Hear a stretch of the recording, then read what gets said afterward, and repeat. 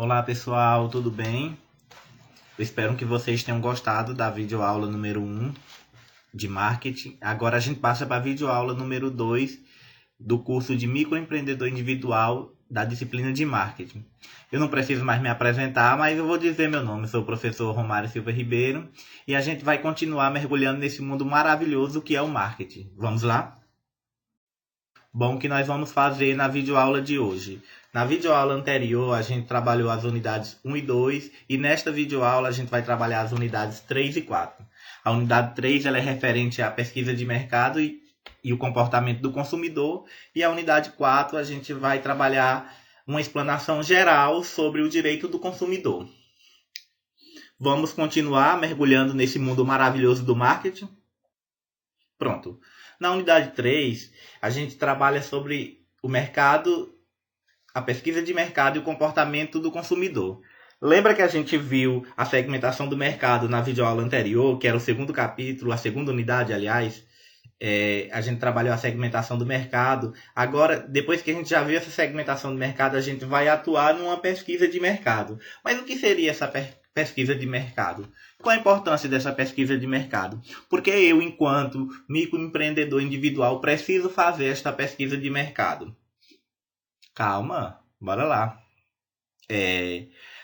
A pesquisa de mercado ela é uma ferramenta que nos auxilia no levantamento das informações dos hábitos de compra, do estilo de vida e das atitudes dos consumidores. Então, assim, o microempreendedor ele precisa fazer essa pesquisa de mercado, ou qualquer pessoa que pretende montar algum estabelecimento, ela precisa fazer uma pesquisa de mercado para saber da aceitação, como será esse mercado aonde ela quer atuar, como será e como é.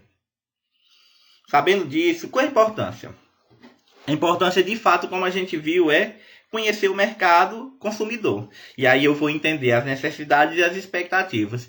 Porque antigamente o consumidor aceitava qualquer produto e serviço, até porque não existia muita concorrência. E hoje existe. Então, como existe muita concorrência, a gente precisa entender como é que funciona esse mercado. Ok? Já que eu já consigo entender o conceito de pesquisa de mercado e qual é a importância dele, a gente... Bom, no slide anterior a gente viu falando sobre a pesquisa de mercado, o seu conceito e qual é a sua importância. Agora a gente vai trabalhar os tipos de pesquisa. No nosso material, a gente vai trabalhar só com esses dois tipos de pesquisa, que é a pesquisa qualitativa e a pesquisa quantitativa.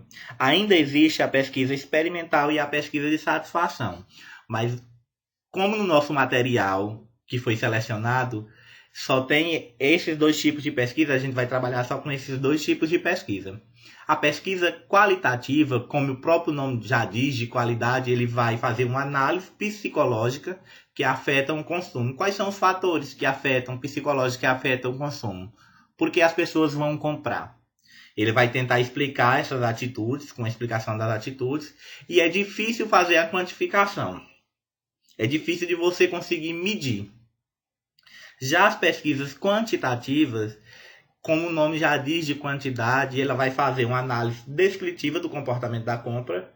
Ela vai trazer também a explicação de quem, quantos agem de determinada forma. E na pesquisa quantitativa, a mensuração é possível se medir.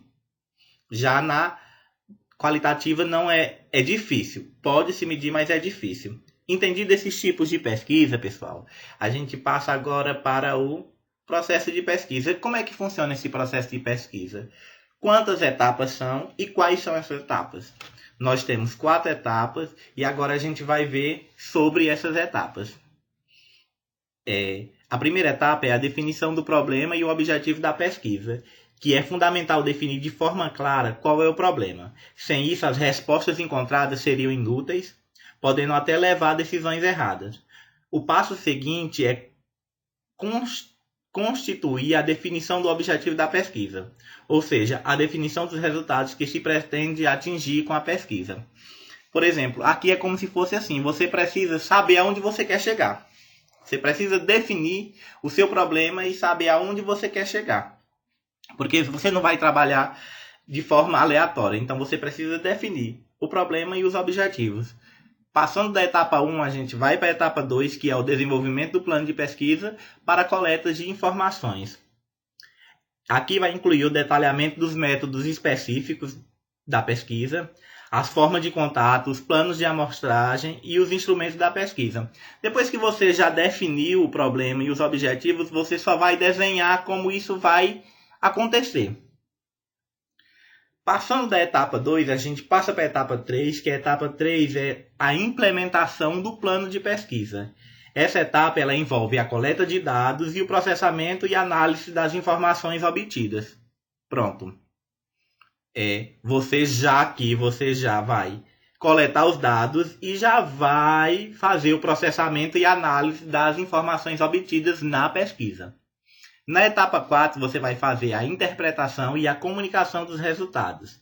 Esta etapa ela deve ser feita em conjuntos com os pesquisadores que têm o melhor conhecimento sobre o problema. Isso implica a apresentação de comunicação dos resultados das principais constatações. Ou seja, depois que você já coletou todos os dados, você vai começar a fazer a interpretação e a comunicação dos resultados que foram obtidos nessa pesquisa. Já que a gente já viu nesse material tipos de pesquisas e processos de pesquisa, passa agora para o comportamento do consumidor. Lembrando que a gente já viu a segmentação do mercado,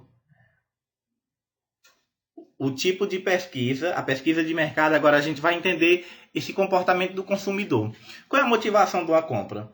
A necessidade de se comprar, ela deve surge do reconhecimento de uma necessidade. Ou seja, a necessidade ela é uma situação desejada que é diferente da situação real. É o que eu quero obter que não está na minha realidade. Então, essa necessidade de algo precisa existir para existir a motivação para comprar. Então, essa necessidade ela é o início de uma compra. Quais são os fatores que influenciam na compra? Os fatores que influenciam na compra, eles são 4. São os fatores culturais, sociais, pessoais e psicológicos.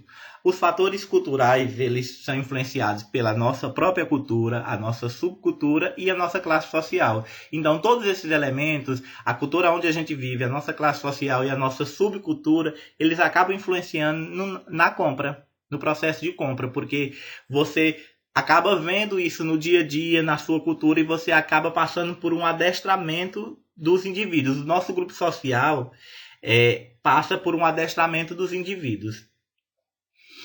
Já que a gente já viu que a cultura influencia no processo de compra, a gente vai ver como os fatores sociais influenciam no processo de compra. São através dos grupos de referência, ou seja, os grupos de afinidade ou os grupos de aspiração. Às vezes a gente tem um coleguinha, ou alguém da nossa família, ou alguém do nosso trabalho que tem um material que a gente viu e achou interessante, aí a gente quer comprar, porque viu aquele material.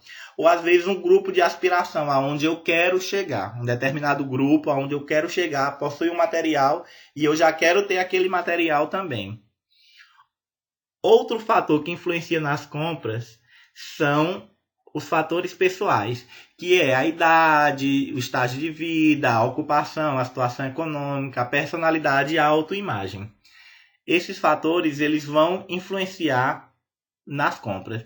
E também nós temos os fatores psicológicos que também influenciam na compra, que é a percepção, a motivação, as crenças e atitudes e o aprendizado. A motivação vai depender da sua motivação, das suas necessidades. O que vai gerar essa motivação? Das suas necessidades.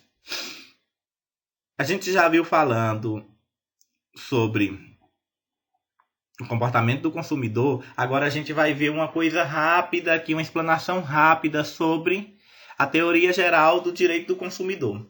O Código de Defesa do Consumidor, ele é a Lei 8.078, criada em 1990, para justamente proteger o consumidor na relação. E aí o Código de Defesa do Consumidor, ele traz o conceito de 4 palavras.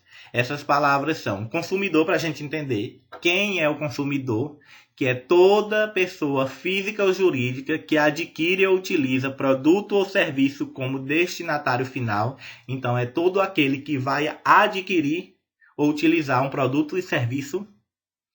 E o fornecedor é toda pessoa física ou jurídica Aí ele especifica aqui: pública ou privada, nacional ou estrangeira, bem como os entes despersonalizados que desenvolvem atividades de produção, montagem, criação, construção, transformação, importação, exportação, distribuição ou comercialização de produtos ou serviços prestados. Se o consumidor é quem está consumindo, quem vai adquirir ou utilizar o produto, o fornecedor é quem vai fornecer. A própria palavra já diz, quem vai fornecer este produto ou serviço. Ainda no Código de Defesa do Consumidor, a gente consegue encontrar o conceito de produto, que é qualquer bem móvel ou imóvel, material ou imaterial, e o conceito de serviço, que é qualquer atividade fornecida no mercado de consumo, mediante remuneração, inclusive as de natureza bancária, financeira, de crédito e securitária, salvo as decorrentes das relações de caráter trabalhista. Então a gente já viu que o Código de Defesa do Consumidor ele traz o conceito dessas quatro palavras: consumidor, fornecedor, produto e serviço. E aí nós temos aqui alguns direitos básicos do consumidor, que é a igualdade nas contratações, não pode ser tratado ninguém diferente, tem que existir essa igualdade das contratações, ninguém pode ser tratado diferente durante o processo de contratação. Nós temos o dever de informar, o fornecedor tem que informar tudo sobre o produto ou serviço, inclusive admitindo falhas, imprecisões e omissões. Também no Código de Defesa do Consumidor a gente encontra uma proteção contra a publicidade enganosa ou abusiva. Não pode mais existir existe uma proteção do consumidor, que é a parte mais vulnerável da relação do consumo. E é proibido as práticas abusivas e cláusulas abusivas. Então a gente já viu aqui a igualdade nas contratações, o dever de informar, a proteção contra a publicidade enganosa ou abusiva e a proibição de práticas abusivas e cláusulas abusivas. São alguns direitos básicos que tem no Código de Defesa do Consumidor. Vocês podem dar uma pesquisada na internet que vocês vão encontrar vários sites e vários materiais que detalham melhor esses direitos do consumidor. Lembrando que vocês devem dar uma lida no nosso material, na nossa apostila que está disponível no site, e fazer a nossa atividade. A gente vai ter nessa disciplina um fórum e uma atividade de 10 questões para vocês responderem. Pessoal, só lembrando que nosso objetivo geral foi o quê? Entender como as práticas de marketing podem influenciar no desenvolvimento das atividades do microempreendedor. O microempreendedor precisa entender de marketing porque assim, ele vai criar um estabelecimento, então ele precisa saber qual é a sua pesquisa de mercado, qual é o segmento que ele vai atuar, e ele vai aplicar uma pesquisa de mercado e ele tem que entender o comportamento desse consumidor que ele quer atingir e estar sempre dentro das leis. Pessoal, muito obrigado, que vocês obtenham sucesso nessa disciplina e até a próxima.